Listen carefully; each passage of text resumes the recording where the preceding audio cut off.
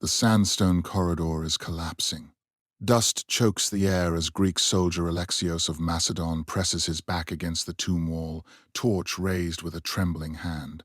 20 paces ahead, something moves in the darkness, something vast enough to fill the entire passageway. The sound it makes is not a hiss. It is the scrape of scales against stone, a noise so deep it vibrates through bone and shield alike. The torch flame bends sideways, pulled toward the thing in the dark, as if even fire fears what approaches.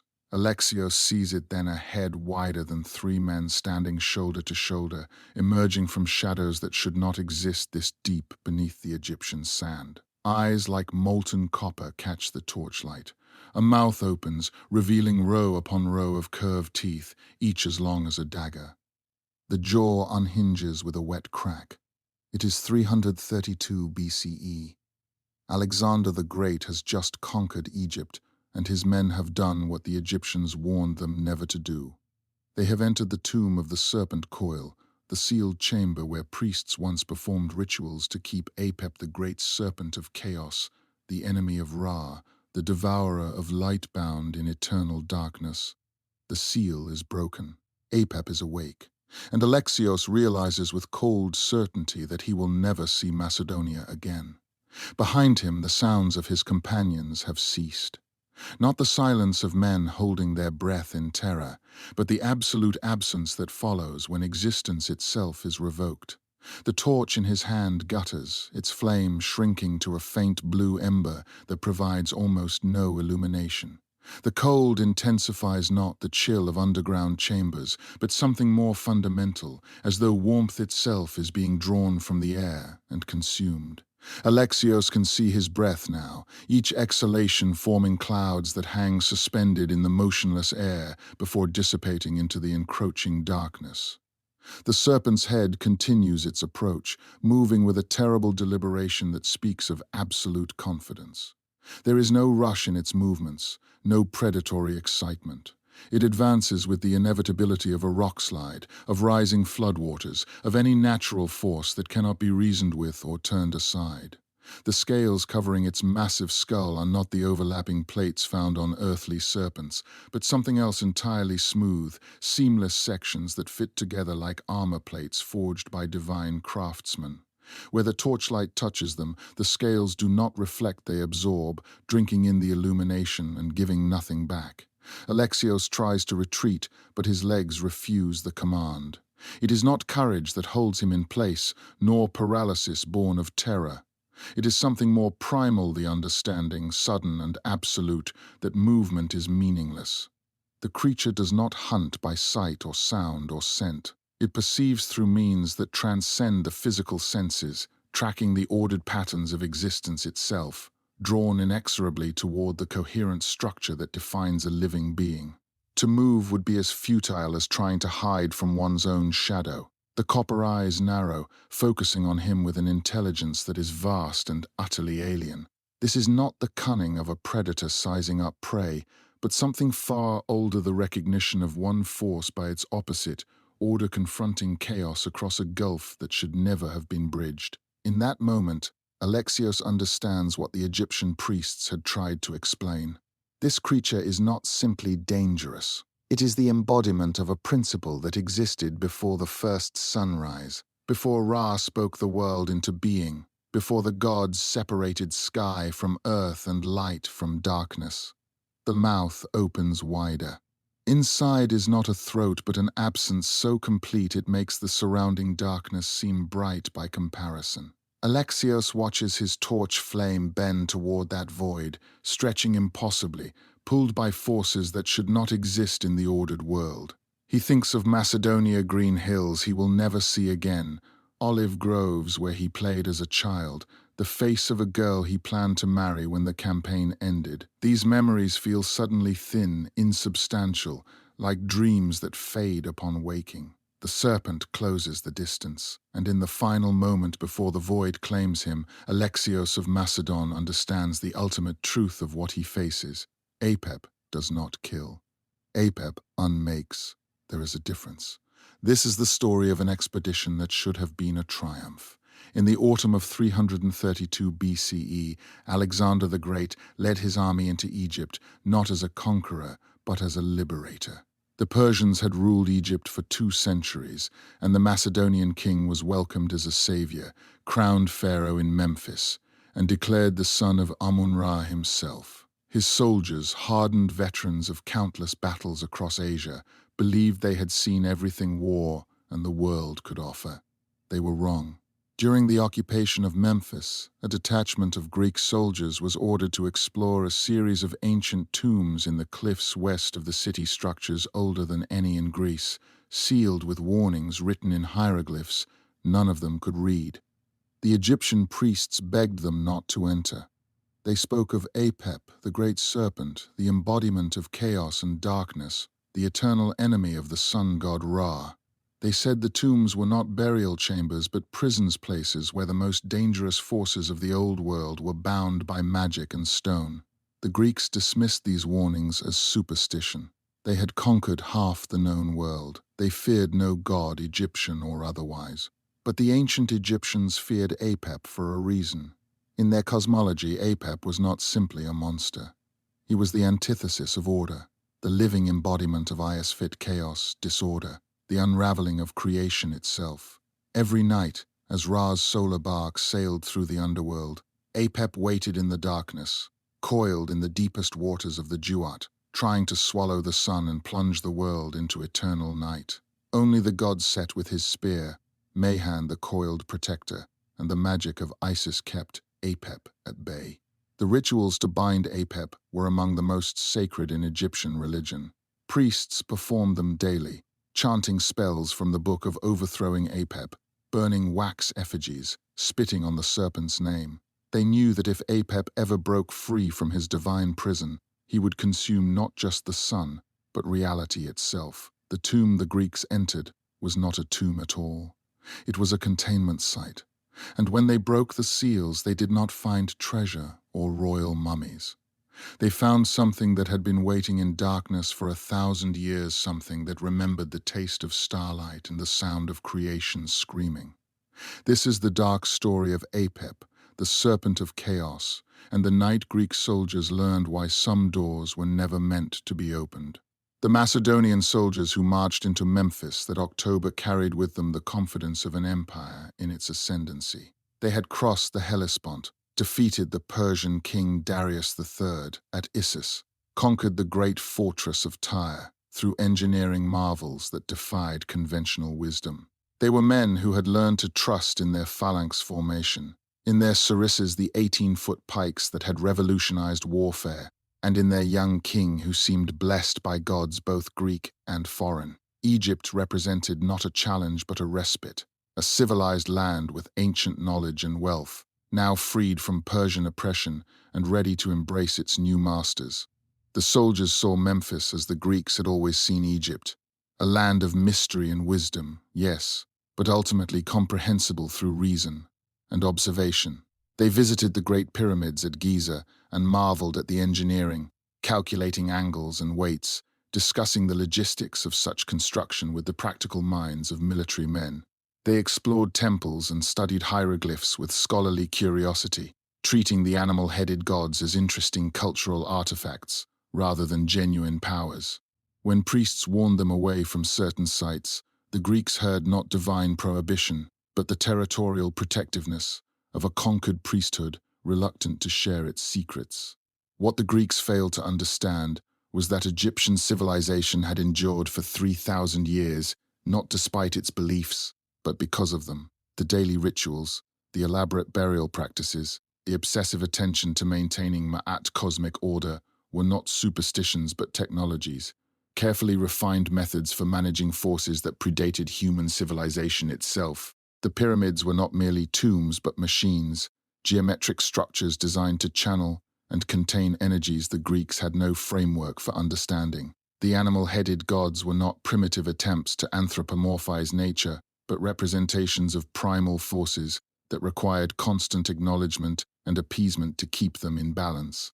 And Apep was the oldest fear, the thing that lurked beneath all other fears, the serpent that represented not death but unbeing, not destruction, but the complete unraveling of everything that separated existence from void.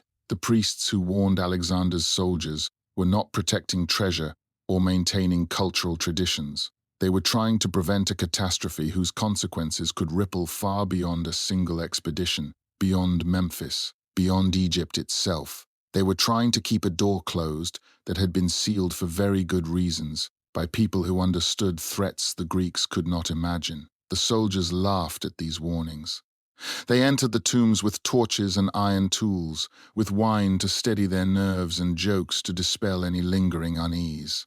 And in doing so, they became part of a story that would haunt Egypt for centuries, a cautionary tale whispered in temples long after Alexander's empire had crumbled to dust, a reminder that some knowledge comes with a price too terrible to pay, and some doors should never ever be opened. The Macedonian army entered Memphis in October of 332 BCE under banners of gold and purple, greeted not with resistance but with flower petals and incense smoke.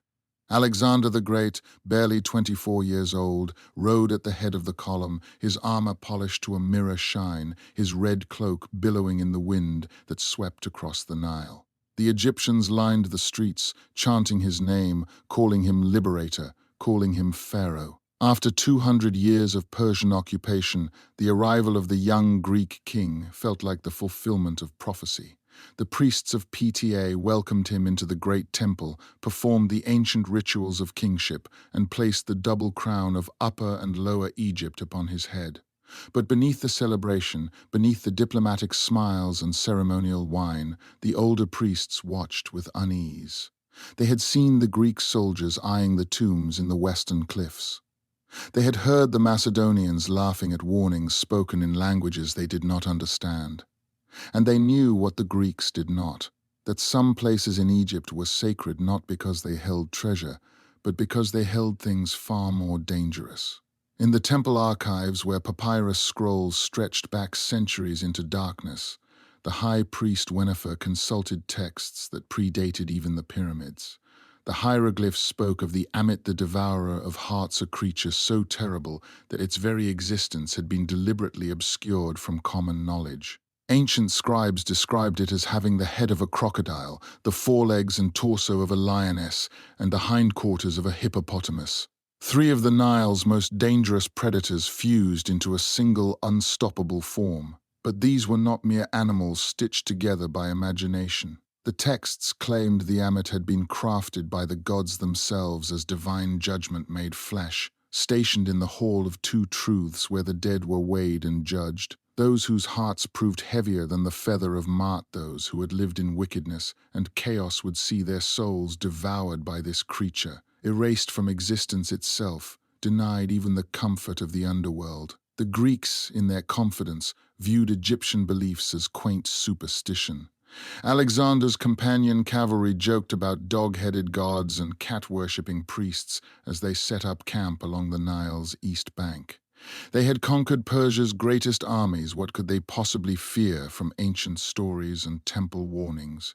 Yet Wenifer had read accounts from the Old Kingdom during the reign of Sneferu, when grave robbers had breached a tomb marked with protective spells. 7 men had entered, none emerged.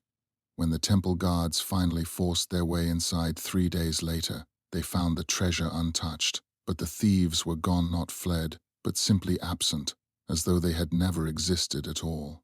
Only their tools remained, scattered across the floor, and a smell like rotting papyrus and river mud that lingered for weeks. The priests debated through the night whether to warn Alexander directly.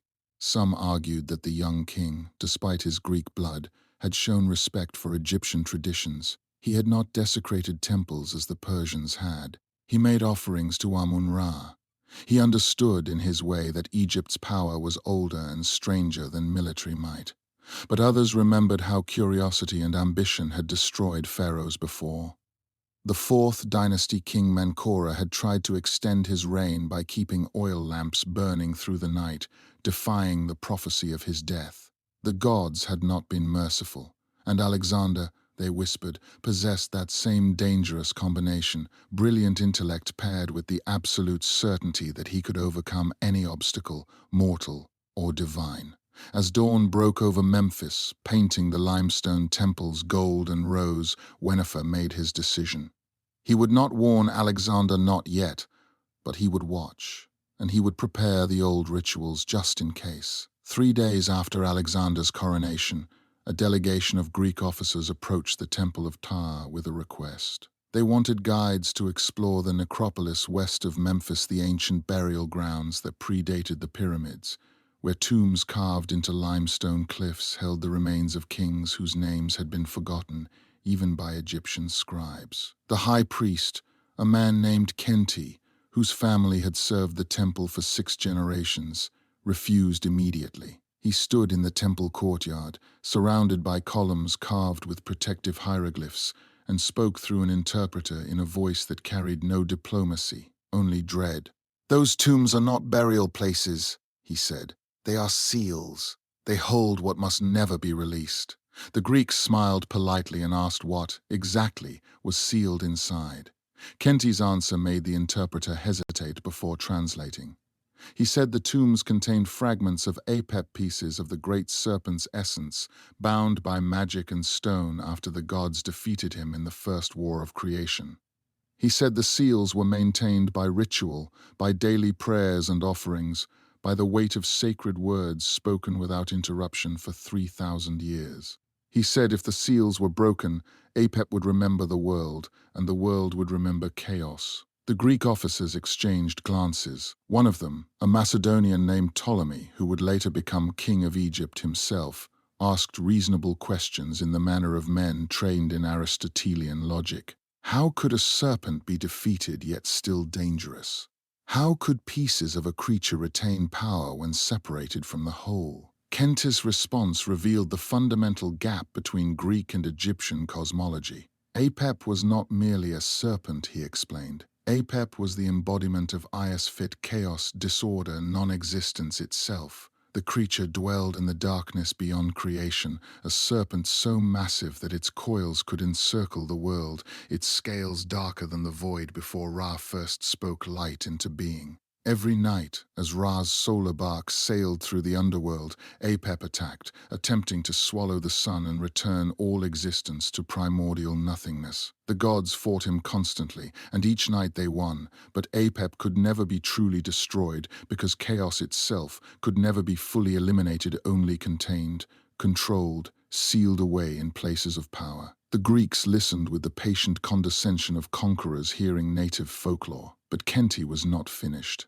He led them to the temple's inner sanctum, to walls covered in hieroglyphs that recorded events from the Second Dynasty, nearly 1,500 years earlier. The inscriptions described a time when grave robbers had broken into one of the sealed tombs, seeking gold and lapis lazuli. They found neither. Instead, they discovered a chamber whose walls were carved with images of a serpent so detailed, so precisely rendered, that the artists must have seen their subject. The tomb had been empty except for a single object, a clay jar sealed with wax and wrapped in linen covered with protective spells. The robbers broke the seal. According to the inscriptions, darkness poured from the jar like smoke, not the absence of light, but something more fundamental, a darkness that existed before light was conceived. The robbers screamed. The darkness took them. When priests arrived the next morning, summoned by reports of terrible sounds echoing from the cliffs, they found the tomb empty once more. The jar was intact, sealed again, as though it had never been opened. But the robbers were gone entirely, and in the sand outside the tomb, the priests found tracks, not human footprints, but the sinuous trail of something massive that had dragged itself toward the river before vanishing. Ptolemy asked to see the tomb. Kenti refused. He explained that the location was secret, known only to the highest ranks of the priesthood, and that even speaking its name could weaken the seals. The Greeks argued. They promised respect, scholarly interest, careful documentation. They invoked Alexander's friendship with Egypt, his divine parentage, his destiny to unite East and West. But Kenti remained unmoved. Some doors, he said quietly, were closed for reasons greater than any king's curiosity. Some secrets protected the living by remaining unknown. The Greeks left the temple dissatisfied, but they did not leave Memphis. To understand what the Greeks were about to face, one must first understand what Apep represented in the Egyptian mind. He was not a god. He was the opposite of divinity, the unmaking, the void, the enemy of Maat, which was the cosmic order that held reality together. In the beginning, before Ra separated earth from sky, before the first sunrise, there was only the dark waters of Nun, the primordial ocean. From those waters, Ra emerged and began the work of creation. But Nun was not empty.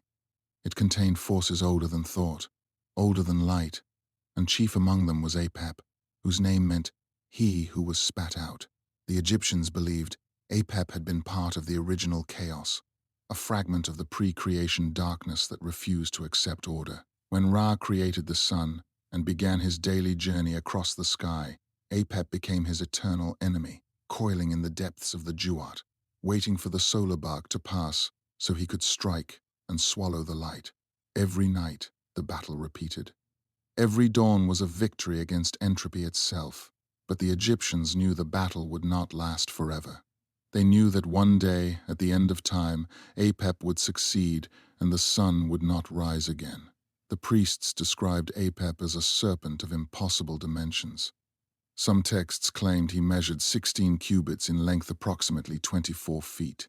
Others insisted he was far larger, so vast that his body formed the boundaries between existence and non-existence. His scales, the texture of darkness, made solid. The pyramid texts, among Egypt's oldest religious writings, spoke of Apep's roar as thunder that preceded the undoing of creation. The Book of Overthrowing Apep, a ritual text used daily in temples throughout Egypt, described him as having no eyes, for he needed no sight in the absolute darkness where he dwelled, yet he could sense Ra's light from impossible distances, drawn to it with the inexorable hunger of entropy, seeking order to consume. Unlike other Egyptian creatures, the Bennu bird, the Sphinx, even the fearsome Amenhotep could not be appeased, could not be reasoned with, could not be transformed into an ally through proper ritual. He existed in permanent opposition to everything the Egyptians held sacred. While other dangerous beings served divine purpose, Apep served only destruction.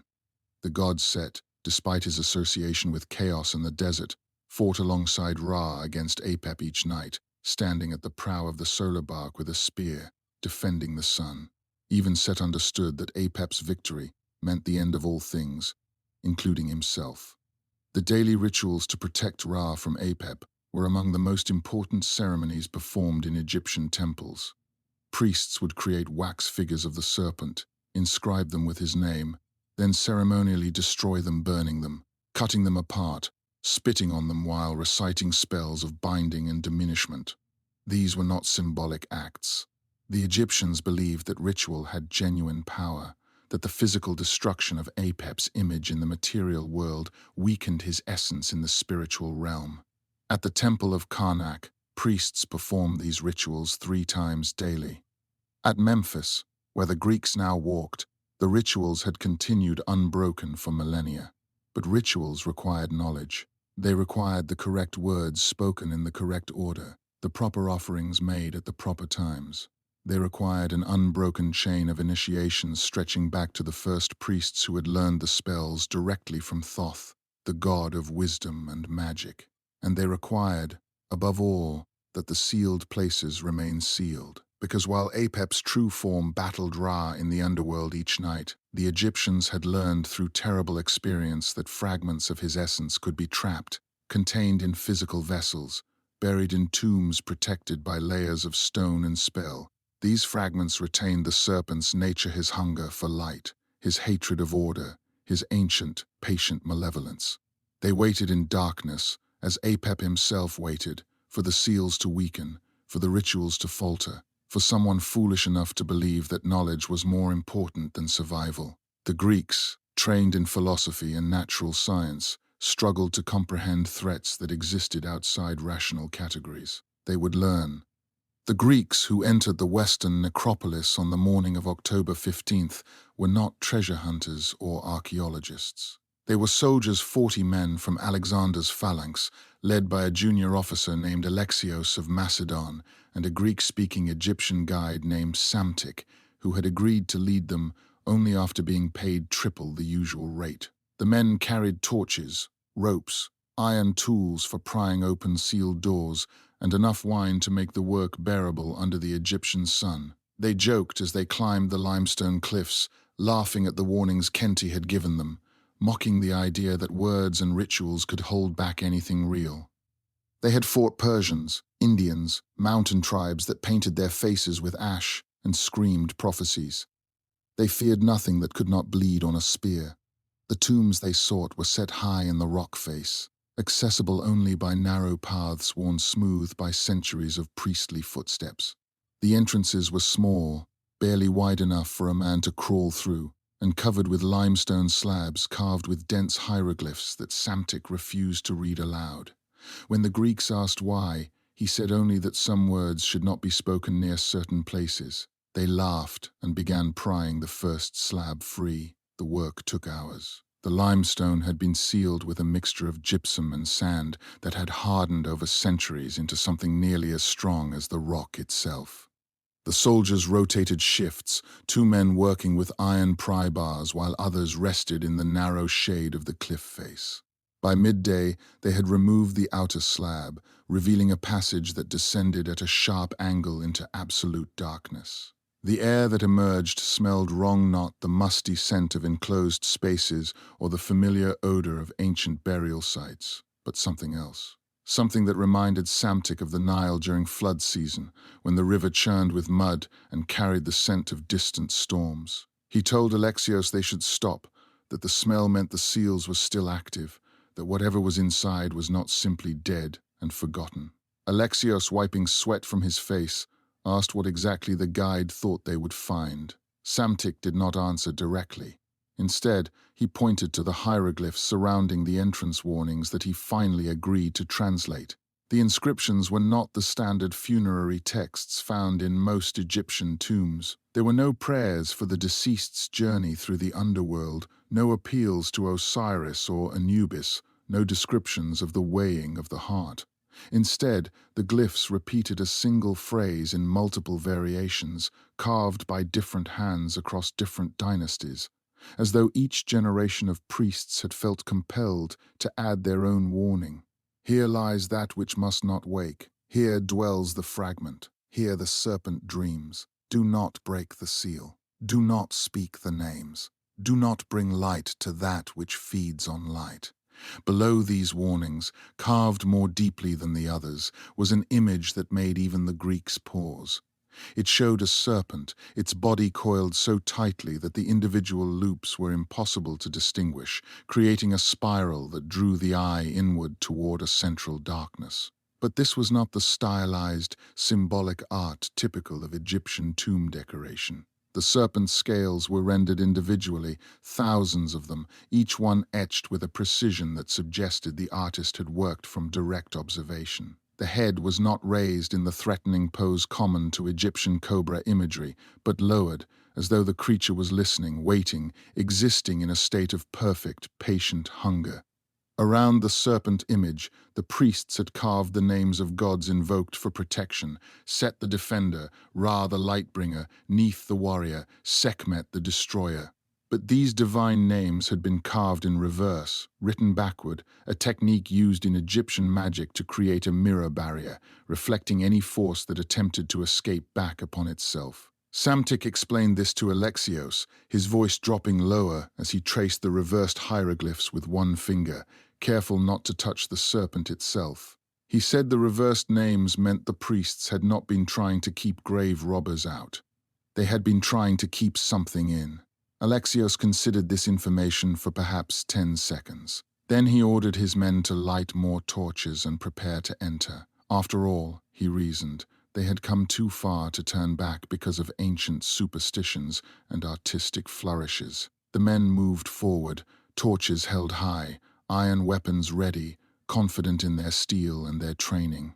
Psamtik did not follow them inside. He remained at the entrance, watching the darkness swallow the torchlight, and began praying to gods whose names he spoke very, very quietly. The entrance slab came away with a grinding crack that echoed across the cliffs, and sent a flock of ibises scattering into the sky. Behind it was darkness, not the ordinary dark of an unlit room, but a blackness so complete it seemed to swallow the torchlight before it could penetrate more than a few feet.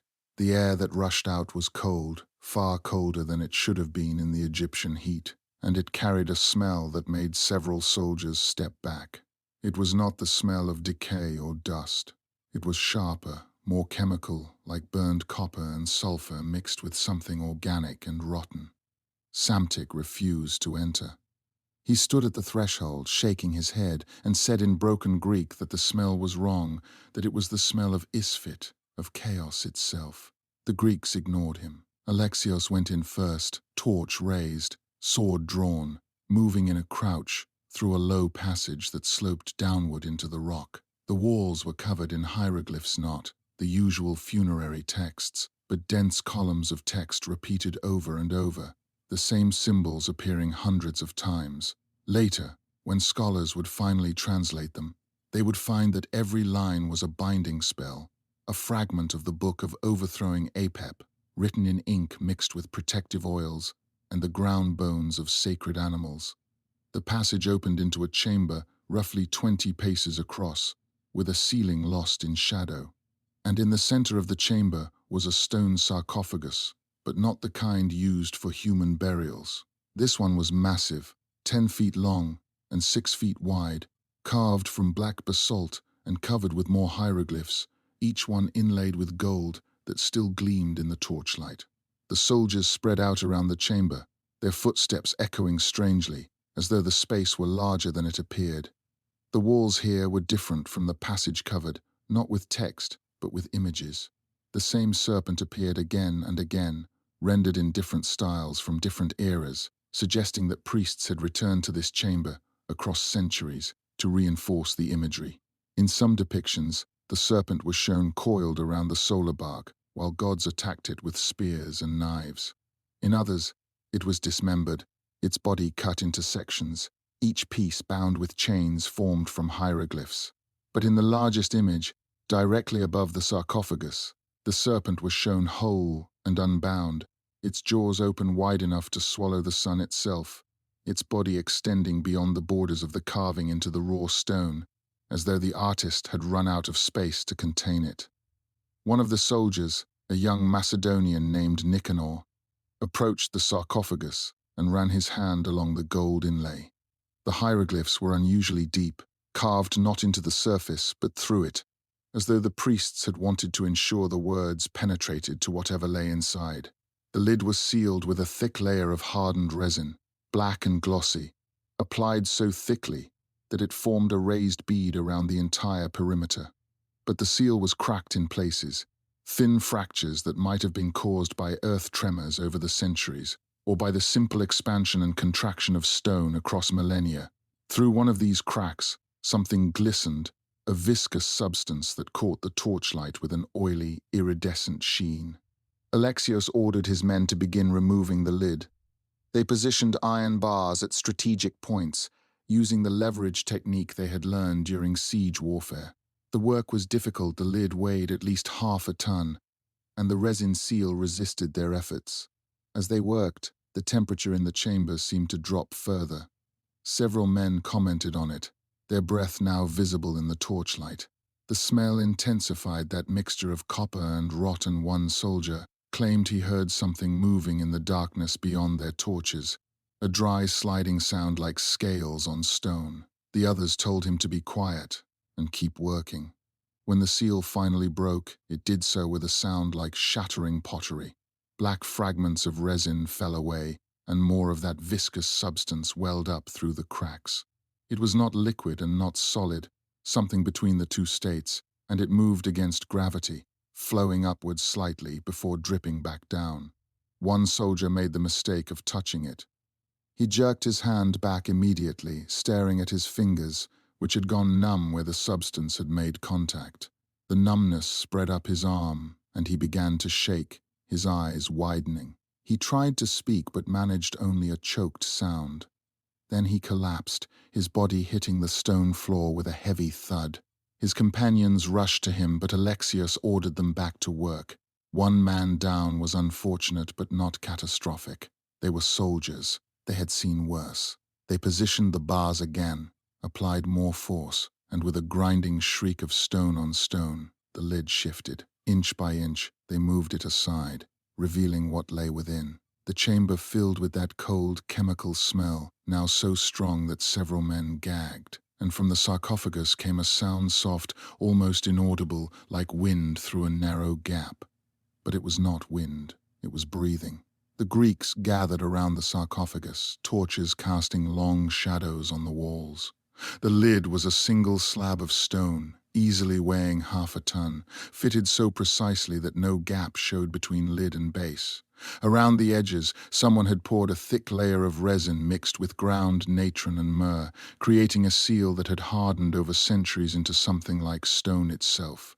Carved into the lid was a single image, a serpent coiled around itself, mouth open, swallowing its own tail. Alexios ran his hand over the carving and felt the stone vibrate under his palm, a faint, rhythmic pulse, like a heartbeat. One of the soldiers, a man named Cletos, made a joke about finding the mummy of a very fat priest. The others laughed, but the sound died quickly in the close air of the chamber. They set to work with iron pry bars, wedging them under the lid, working in teams to lift the massive stone. It took an hour of effort, muscles straining, torches guttering in the stale air. When the lid finally shifted, the sound it made was a deep grinding scrape that seemed to come from everywhere at once. The seal cracked with a sound like breaking glass. Cold air rushed out of the sarcophagus, carrying that same burned copper smell, now strong enough to make men gag. The lid came free and crashed to the floor with a boom that shook dust from the ceiling. The Greeks stepped back, raising their torches, peering into the sarcophagus. Inside was not a body. Inside was something wrapped in linen bandages so old they had turned black, layer upon layer of cloth wound around something long and cylindrical. And the wrappings were moving. The movement was subtle at first, a slight shifting, a tightening of the ancient fabric, as though whatever lay beneath was adjusting to the presence of light after millennia in darkness. The soldiers froze, torches trembling in their hands. Alexios leaned closer, squinting in the flickering light. The wrappings were covered with hieroglyphs written in red ink that had faded to rust brown over the centuries. Unlike the gold-inlaid spells on the sarcophagus exterior, these had been written hastily, the symbols bleeding into the linen fiber, forming prayers so urgent they overlapped and ran together.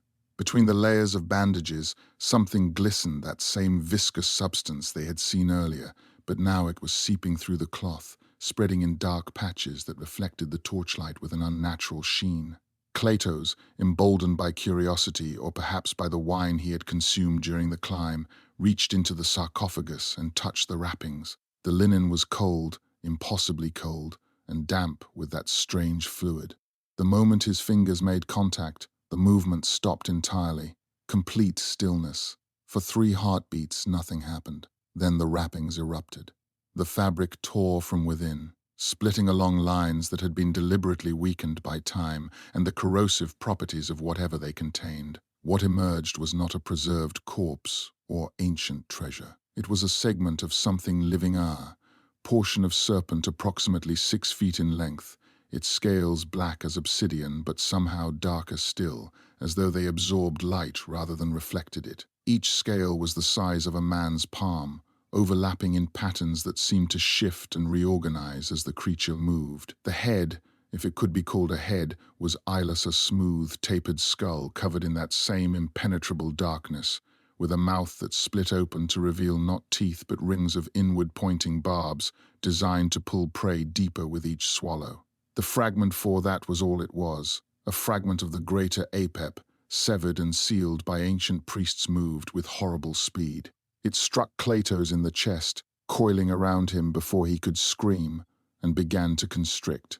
But this was not the simple crushing force of a python or boa. Where the serpent touched flesh, darkness spread like ink in water. Cletos' skin went black, then grey, then simply ceased to exist, as though the boundary between his body and the air around it was dissolving. He managed one strangled cry before his throat collapsed inward, not broken but unmade, returned to the primordial chaos from which all things came. The other soldiers reacted with military efficiency, surrounding the sarcophagus with spears and swords, but their weapons passed through the serpent as though through smoke. The iron that had conquered empires meant nothing here. One soldier thrust his torch at the creature, and the flame guttered and died the instant it touched those impossible scales, snuffed out not by wind or water, but by proximity to something that existed in fundamental opposition to light and heat and life itself. Alexios shouted orders to retreat, but the passage was narrow and the men were panicking, stumbling over each other in the darkness as torches fell and were extinguished. The serpent fragment, freed after 3,000 years of binding, moved through them like a shadow, touching one man, then another, leaving behind not corpses but absences, places where soldiers had been standing moments before, now empty except for armor and weapons that clattered to the stone floor. The screaming echoed through the chamber and out into the passage where Psamtik stood, his prayers growing more desperate, his voice hoarse with terror and inevitability. The movement was subtle at first, a slight shifting under the topmost layer of bandages, like something settling under its own weight. Then it came again, stronger, a ripple that ran the length of the wrapped form from one end to the other. Alexios stepped closer, torch extended, and saw that the bandages were not simply old. They were covered in writing, thousands of protective spells written in red ink, now faded to brown. He reached out with his sword and touched the wrappings. The moment the iron made contact, the thing inside the sarcophagus convulsed. The wrapping story. Something pushed through not a hand or a limb, but a section of scaled hide, pale grey-green and glistening with a viscous fluid that hissed when it touched the ancient linen. The scales were each the size of a man's palm, overlapping in perfect geometric rows, and they reflected the torchlight with an iridescent shimmer that hurt to look at directly. The Greek soldiers shouted and stumbled backward, several dropping their torches. Alexios held his ground, sword raised, staring at the thing that was slowly, deliberately tearing its way free of 3,000 years of confinement. The smell intensified sulfur and rot, and something else, something that made the back of the throat burn. Then the first section of the creature's body emerged fully from the wrappings, and the men saw what they were facing. It was a serpent, but not like any serpent that crawled in Greece or Egypt or anywhere in the world men knew. It was massive, each coil as thick as a man's torso, covered in those iridescent scales that seemed to shift color in the flickering light, now grey-green, now copper, now black as the basalt sarcophagus. And it was still emerging. More bandagestore. More scales appeared. The sarcophagus had seemed large, but not large enough to contain what was unfolding from within it. The physics of the moment made no sense. The wrapped bundle had been perhaps 10 feet long, yet the serpent that emerged exceeded that length within seconds and continued to unfold. Coil after coil poured from the sarcophagus like water from a jug, defying spatial logic, as though the container had held not a physical creature, but a doorway to somewhere else. Some pocket of reality where this fragment of Apep had been compressed, folded, contained by priestly magic into a space far smaller than its true dimensions. The Greeks, trained to understand siege mechanics and battlefield geometry, found themselves confronting something that violated every principle of the physical world they knew. The creature had no head, or rather, it had no face. Where a serpent's skull should taper to eyes and nostrils and a defined jaw, this thing was smooth, featureless, covered in scales that flowed seamlessly from body to terminus. Yet it oriented toward the soldiers with unmistakable awareness, turning that eyeless front toward each torch, each source of light, with the precision of something that sensed the world through means the Greeks had no words for. When it opened its mouth, a vertical split that appeared without warning in that smooth surface, they saw the truth of what Apep was. Inside was not a throat but an absence, a darkness so complete it seemed three-dimensional, a void that pulled at the torchlight, drawing it inward and consuming it without reflection or illumination. One soldier, a veteran named Philippos, who had fought at Gaugamela and seen Persian war elephants charge the Macedonian line, broke and ran. He made it 3 steps before the serpent moved. The speed was incomprehensible. One moment, the creature was coiled in the sarcophagus. The next, it had crossed 20 feet of chamber floor in a blur of grey-green scales. It caught Philippos around the waist, and the constriction that followed was unlike anything in nature. Normal serpents squeeze to suffocate, to stop the heart, to break ribs. This creature's touch did something else. Where its scales pressed against Philippos's body, the soldier's armor began to corrode not with rust, but with a spreading darkness that ate through bronze and leather, as though they were parchment exposed to flame. His skin beneath went grey, then black, then seemed to lose coherence, breaking down into something granular and undefined. Philippos screamed once, a sound of absolute existential horror, and then the scream stopped because his lungs had ceased to exist in any meaningful way. The other soldiers attacked. They thrust with spears, slashed with swords, even threw torches at the writhing mass of scales. The weapons struck home. They could feel the impact, see the slight depression where iron met flesh, but they caused no damage. The creature existed partially outside the physical laws that governed normal matter. It could affect the material world, could crush and corrode and consume, but the material world could not meaningfully affect it in return. This was what the priests had tried to explain, that Apep was not merely a dangerous animal, but a fragment of cosmic principle, chaos itself given temporary form, vulnerable only to the magical defenses that had kept it contained for 3 millennia. Those defenses were now broken. The serpent, freed from its binding, began to expand, its coils filling more of the chamber, with each passing second, forcing the Greeks back against the walls. Through the passage behind them came Psamtik's voice, screaming in Egyptian, screaming words that might have been prayers or warnings, or simply the expression of a fear so primal it transcended language. What the Greeks did not understand, what they could not understand was that the thing in the sarcophagus was not a complete creature. It was a fragment, a piece of Apep's essence that priests had managed to separate from the whole and bind in physical form during the reign of a pharaoh whose name had been deliberately erased from all records. The full Apep existed in the Duat, the Egyptian underworld, coiled in the deepest waters where even Ra's light could not reach. But pieces of him, echoes, manifestations, splinters of chaos given form could sometimes break through into the physical world during times of great upheaval, during eclipses or floods or moments when Ma'at weakened. When this happened, the priests would hunt the manifestation, bind it with spells, wrap it in protective linen soaked in sacred oils, and seal it in stone tombs guarded by every ward and prayer they knew. The Egyptians believed that Apep could not truly die because he was not truly alive. He was a force, like wind or fire, and forces could only be contained, never destroyed. The fragment in the Memphis tomb had been sealed during the Second Intermediate Period, over 1,000 years before Alexander's conquest, during a time when foreign rulers controlled Egypt and the old gods seemed to have abandoned the land. The priests who performed the binding ritual all died within a year, their bodies found withered and desiccated, as if something had drunk the moisture from their flesh. But the seal held. It held through dynasties and invasions, through Persian rule and Greek conquest. It held until Alexios of Macedon broke it with an iron crowbar. The fragment retained all of Apep's essential nature compressed into a smaller form.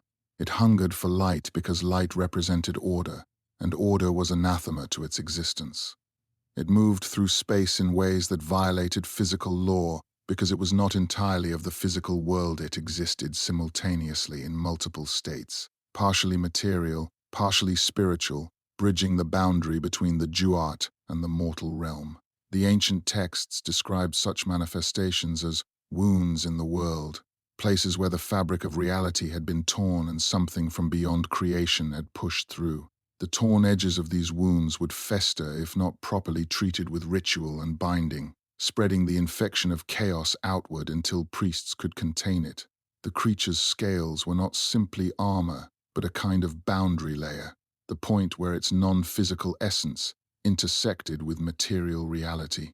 This explained why weapons passed through it without effect. The soldiers were striking at the surface of something whose true substance existed elsewhere, beyond the reach of iron and bronze.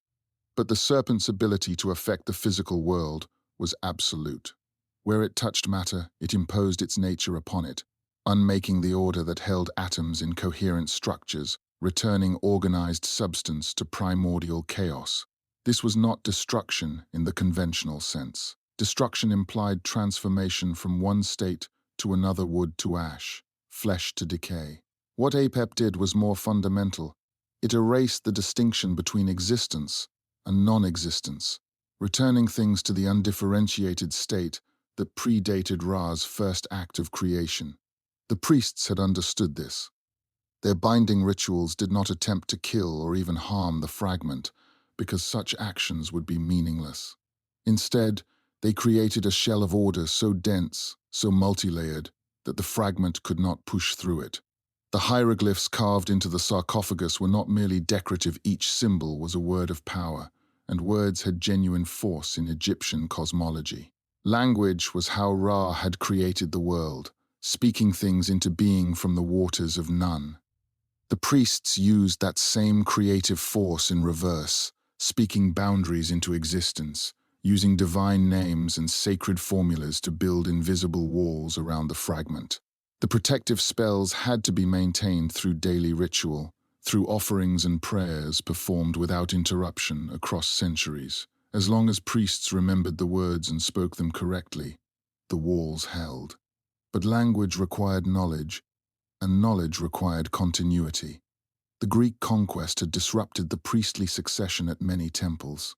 Some rituals had been forgotten or abbreviated. Some young priests, educated in Greek philosophy, had begun to doubt the literal reality of the old beliefs, treating the daily rituals as symbolic rather than necessary. The bindings had weakened incrementally over decades, invisible fractures spreading through the magical architecture that held the fragment contained. The seal might have held for another century or another millennium if left undisturbed. But physical disruption, the breaking of the resin seal, the removal of the lid, the introduction of iron into the sacred space had shattered the weakened bindings completely. Now the fragment was free, and it would do what its nature compelled it to do: expand outward, seeking light to consume, seeking order to unmake, attempting to grow until it reconnected with its greater self in the duat. The Greeks in the chamber were not simply in danger of being killed. They were in danger of being uncreated, of having their existence revoked, of being returned to the state of non-being that preceded their birth. And beyond them, beyond the tomb, lay Memphis, a city of 500,000 souls, a nexus of order and civilization, a beacon of light that would draw the fragment like a lodestone draws iron. The creature's head emerged last, pushing through the final layer of bandages with a wet tearing sound. The head was triangular, wider than the body, with a pronounced ridge above each eye socket. The eyes themselves were the worst part, not the yellow-green slits of a natural serpent, but something else entirely. They were copper-colored, glowing with their own light, and they held an intelligence that was vast and alien and utterly hostile to everything human. The pupils were not vertical slits but horizontal like a goat's, but far wider, and they dilated and contracted independently of each other as the creature scanned the chamber. Its mouth opened slowly, revealing not fangs but rows of backward curving teeth, each one translucent and sharp as obsidian. The jaw unhinged far wider than should have been possible, revealing a throat that pulsed with peristaltic motion, as if the creature was already swallowing something invisible. The Greeks backed toward the chamber entrance, weapons raised but hands shaking. Alexios shouted orders, trying to maintain formation, trying to think tactically about something that defied every assumption of warfare. The serpent's body continued to emerge from the sarcophagus, coil after coil, far more than the stone container should have held. It was as if the sarcophagus was a doorway rather than a box, and the creature was pouring through from somewhere else. The body filled the chamber floor, coiling and writhing, scales scraping against stone with a sound like swords being sharpened. When the tail finally emerged, ending not in a point, but in a second head, smaller but equally fanged, the creature had filled nearly the entire space, leaving the Greeks pressed against the walls, surrounded by living coils that radiated a cold so intense it burned. The serpent made a sound. It was not a hiss or a roar, but something deeper and more fundamental of vibration that seemed to emanate from the stone itself rather than from the creature's throat. The frequency was so low it was felt rather than heard, resonating in chest cavities and bone marrow, making teeth ache and vision blur. The torches flickered and dimmed, their flames drawn toward the creature as though being inhaled. Where the light touched those copper eyes, it simply ceased, absorbed into pupils that opened wider and wider, becoming black voids that pulled at consciousness itself. One soldier, paralyzed by terror, stood too close to the writhing coils. The serpent's body brushed against his leg, barely contact. Just the lightest touch of scale against flesh, and the soldier's scream was immediate and primal. Where the creature had touched him, his skin turned grey, then black, spreading from the point of contact like spilled ink on parchment. The blackness consumed him in seconds, moving faster than fire, faster than poison. His body collapsed inward, armor clattering empty to the floor, and where he had stood was nothing. Not even bones, not even dust, just absence. The remaining Greeks broke. Military discipline forged through years of training and battle, shattered in the face of something that violated every understanding of how the world worked. They ran for the passage, trampling over each other, throwing down shields and spears to move faster. Alexios tried to maintain order, shouting commands in Macedonian and Greek, but his voice was lost in the chaos and the serpent's subsonic drone.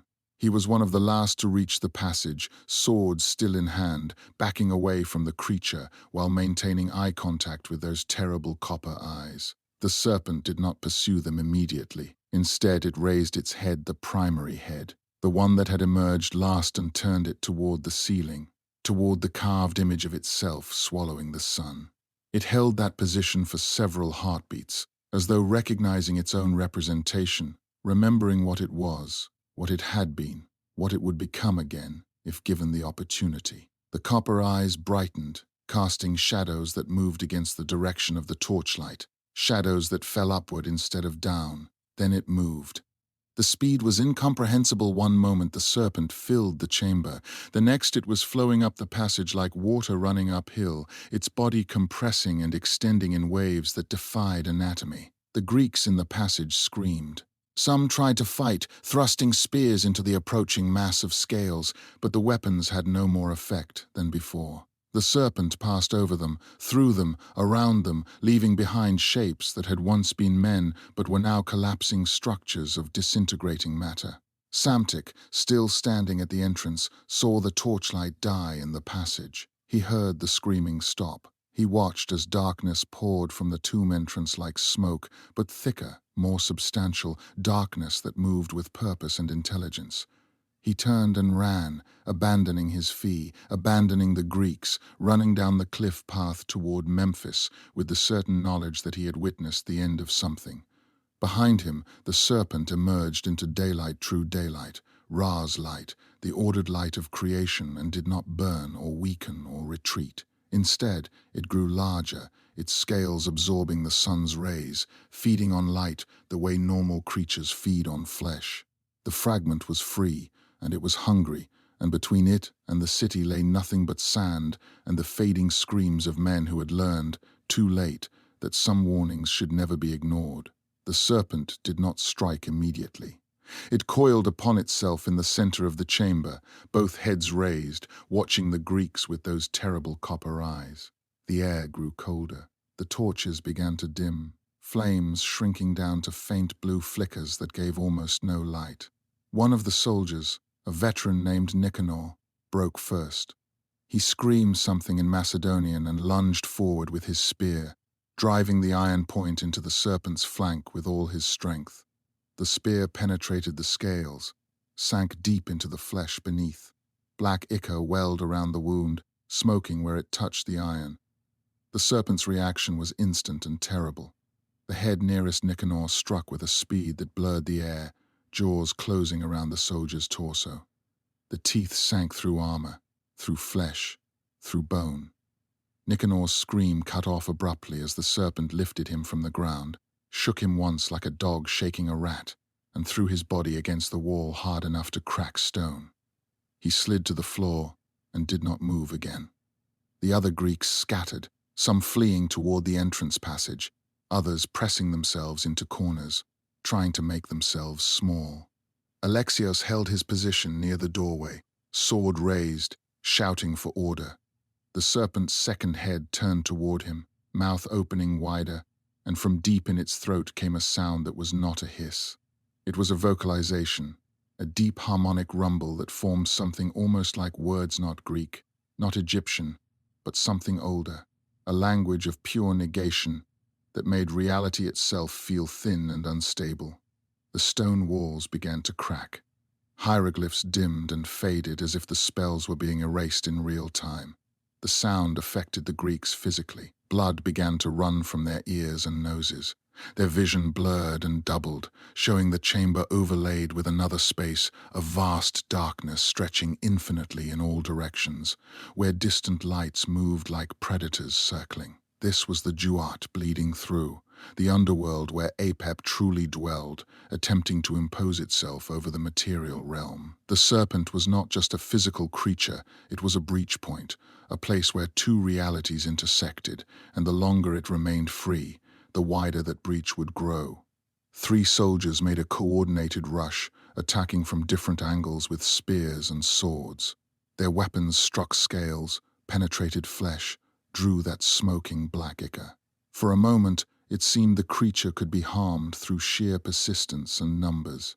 Then the serpent's body contorted in ways that defied skeletal structure, twisting back on itself to bring both heads to bear simultaneously. The primary head caught one soldier by the leg, the secondary head seized another by the arm. The third soldier's spear thrust caught the serpent directly in one copper eye. The eye ruptured with a wet sound, releasing a fluid that glowed like molten metal. The serpent's roar, if it could be called, that was the sound of massive stone blocks grinding together deep underground. It released the 2 soldiers it had caught and thrashed wildly, its enormous body whipping in circles that shattered the remaining torches and sent men flying. The wounded eye socket continued to glow, brighter now, and from it emerged not blood, but darkness pure. Concentrated darkness that flowed like liquid, but moved with intention. It spread across the floor, pooling in the low spots, and where it touched flesh, that flesh ceased to exist in any meaningful way. The soldier who had struck the blow stood frozen, watching in horror as his weapon corroded in his hands, the iron turning to rust to dust in seconds. The serpent's undamaged eye fixed on him with an intelligence that was terrible in its clarity. This was not an animal acting on instinct. This was a fragment of cosmic principle that understood cause and effect, that could identify threats and eliminate them with purpose. The serpent's body coiled around the soldier, encircling him completely, scales touching scales to form an unbroken barrier. Inside that living cage, the man screamed. The sound lasted perhaps 5 seconds before it transformed into something else, a crackling, disintegrating noise, like parchment in flame, and then silence. When the coils unwound, nothing remained. Not armor, not bones, not even the echo of a scream. The space where the soldier had stood was simply empty, as though he had never existed at all. The Egyptians had been right. This was not death, but erasure, the ultimate negation that Apep represented. To be consumed by chaos was to be removed from history itself, to have one's existence revoked retroactively. Alexios finally gave the order to retreat. Those soldiers who could still move scrambled for the passage, abandoning weapons and wounded alike in their desperation to escape. But the passage was narrow, and in their panic, they created a choke point at the entrance, men trampling each other, clawing at their companions to get past. The serpent moved through them methodically, both heads striking in sequence, and each strike removed another soldier from existence. The black ichor flowing from its wounded eye spread across the chamber floor, climbing the walls in defiance of gravity, covering the hieroglyphs and extinguishing the last protective spells. Outside, Samtik heard the screaming intensify and then suddenly cease. He backed away from the tomb entrance, his prayers now barely coherent, his eyes wide with the knowledge of what was coming. The darkness was no longer contained. The seal was not merely broken but destroyed, and with it, the carefully maintained barrier between the world of order and the realm of chaos. Memphis lay below, its white walls gleaming in the afternoon sun, unaware that something ancient and terrible was about to descend from the cliffs. Alexios made the only decision possible. He screamed for retreat and dove into the entrance passage, scrambling upward on hands and knees, sword forgotten, driven by pure animal terror. Behind him he heard the serpent moving, heard the scrape of scales on stone growing louder, felt the cold air rushing up the passage like breath from a tomb. Other soldiers followed, pushing and trampling each other in the narrow space, leaving the dead behind, leaving torches and weapons scattered across the chamber floor. They burst from the tomb entrance into afternoon sunlight that felt like salvation, stumbling down the cliff path, not stopping until they reached the base of the necropolis, where Psamtik waited with the pack animals. The guide took one look at their faces and began praying in Egyptian, hands raised to the sky. Of the 40 men who entered the tomb, 23 emerged. The others were never found. When Alexander was informed of the incident, he ordered the tomb sealed immediately, posting guards with orders to kill anyone who approached. Egyptian priests arrived with incense and offerings, performing binding rituals day and night for a week. They sealed the entrance with fresh stone and covered it with protective spells, layering ward upon ward. But they told Alexander's officers that the binding would not hold as long this time. The serpent had tasted freedom. It had remembered the world, and Apep, they said, never forgot. The survivors never spoke of what they had seen in any detail. Most refused to discuss it at all, and several requested transfers to distant postings Bactria, India, anywhere far from Egypt and its cliffs and tombs. Alexios himself wrote a brief report for Alexander's archives, a document that was later discovered among the administrative papyri at Alexandria.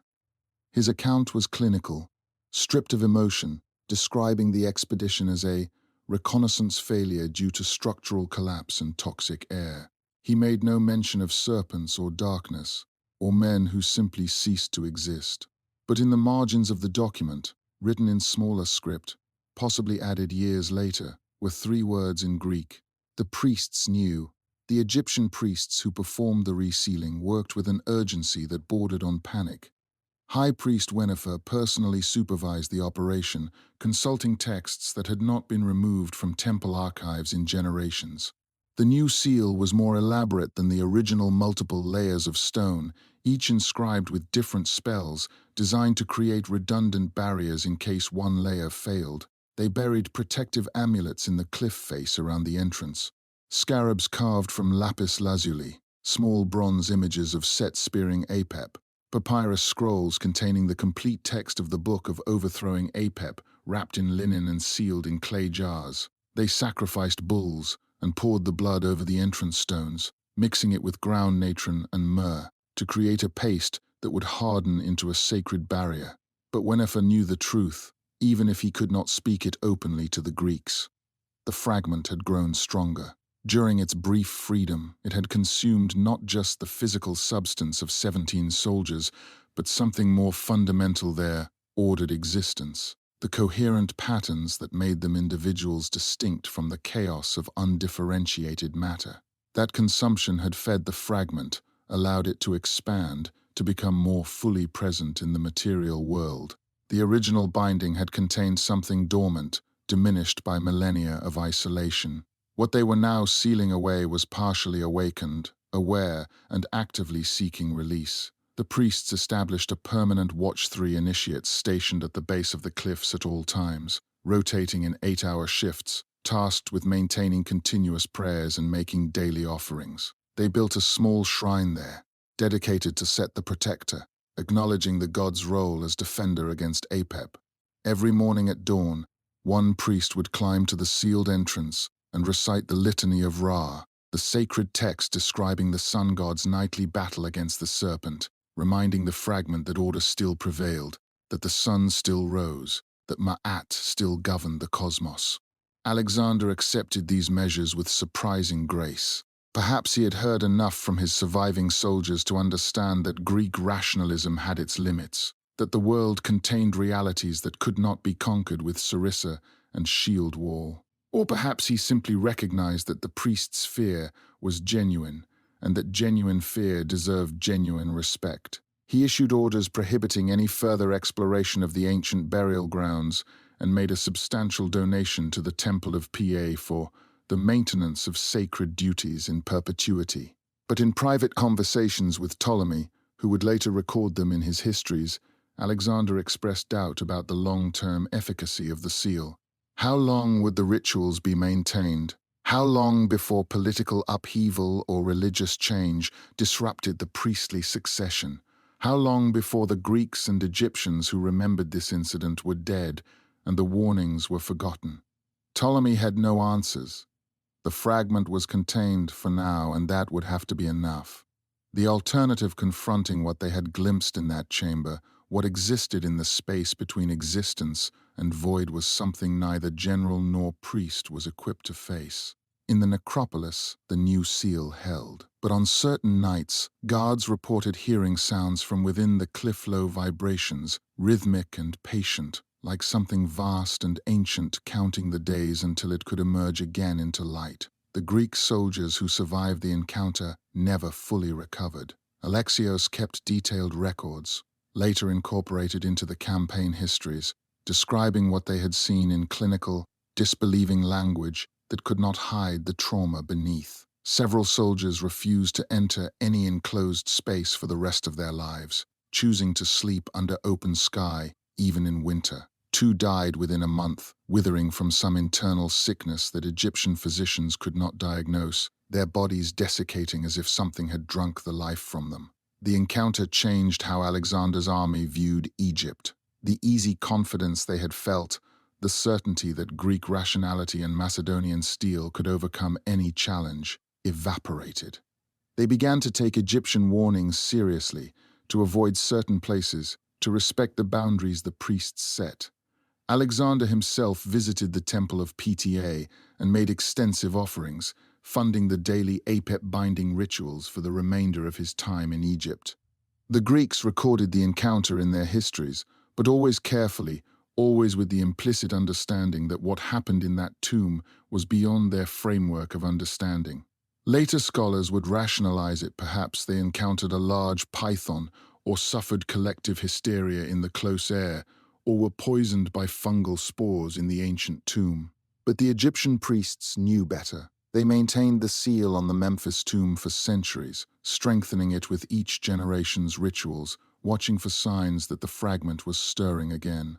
And sometimes, on nights when the moon was dark and the stars seemed to flicker, they would see cracks forming in the sealed entrance, and they would hear something scratching at the stone from within. The incident had consequences that rippled through both Greek and Egyptian culture.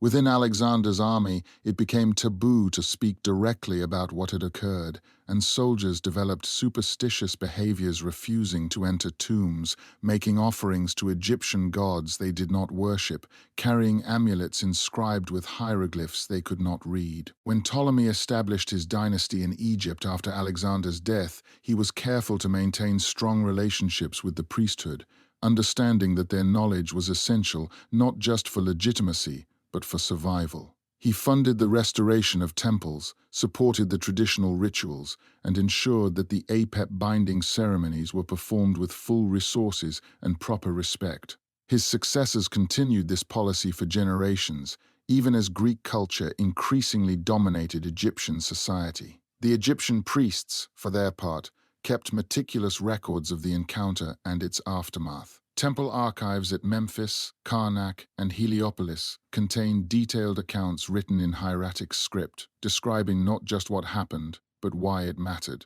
These texts were used to train new generations of priests in the reality of what they guarded. The lessons were clear. The old powers were not metaphors or moral tales. They were real, dangerous, and patient. The gods' battles were not mythological but ongoing, requiring constant vigilance and ritual maintenance. Ma'at was not an abstract concept but a tangible force that had to be actively preserved against the encroachment of Iasfit. The tomb itself became a focal point of priestly attention for the remainder of the Ptolemaic period and into the Roman era. Records show that every pharaoh who ruled Egypt after Alexander made offerings specifically for the maintenance of the Memphis seal. When earthquakes struck the region as they did periodically, priests would immediately inspect the tomb, reinforce the bindings, and perform intensive rituals lasting days or weeks. On several occasions, the sources record that the seal showed signs of deterioration from within, cracks that could not be explained by natural erosion, discoloration that spread outward from the entrance as though something inside was testing the barriers. In 47 BCE, during Julius Caesar's involvement in the Alexandrian Civil War, a minor earthquake damaged several structures in Memphis, including portions of the necropolis. Egyptian priests petitioned Caesar for immediate funds to reinforce the ancient seals, specifically mentioning the tomb from Alexander's time. Caesar, preoccupied with Cleopatra and Roman politics, initially dismissed the request. But after consulting with Cleopatra, who had been educated by Egyptian priests and understood the seriousness of their concerns, he provided the resources. The priests worked for 3 months, essentially rebuilding the seal from its foundations, adding new layers of protection, and re-establishing the ritual watch that had begun to lapse during the period of civil strife. The last clear historical reference to the tomb appears in texts from the early Roman period, around 30 CE, during the reign of Tiberius. A Roman governor's report mentions unusual expenditures for rituals at Memphis related to containment of historical threats. By this time, the specific details had been obscured by layers of bureaucratic language and cultural translation, but the essential understanding remained. Something in those cliffs required constant attention, and the cost of negligence was too terrible to contemplate. After the rise of Christianity and the decline of the traditional Egyptian priesthood, the fate of the seal becomes uncertain. The rituals ceased. The knowledge was lost or deliberately suppressed. The tomb's exact location, once carefully preserved in priestly archives, disappeared from the historical record. Modern archaeologists exploring the Memphis necropolis have discovered numerous sealed chambers in the cliffs, many of them never opened, their entrances covered with hieroglyphs warning against disturbance. Which one, if any, contains the fragment that Alexios of Macedon released in 332 BCE remains unknown. But the warnings remain, carved in stone, waiting for someone curious enough or foolish enough to ignore them again.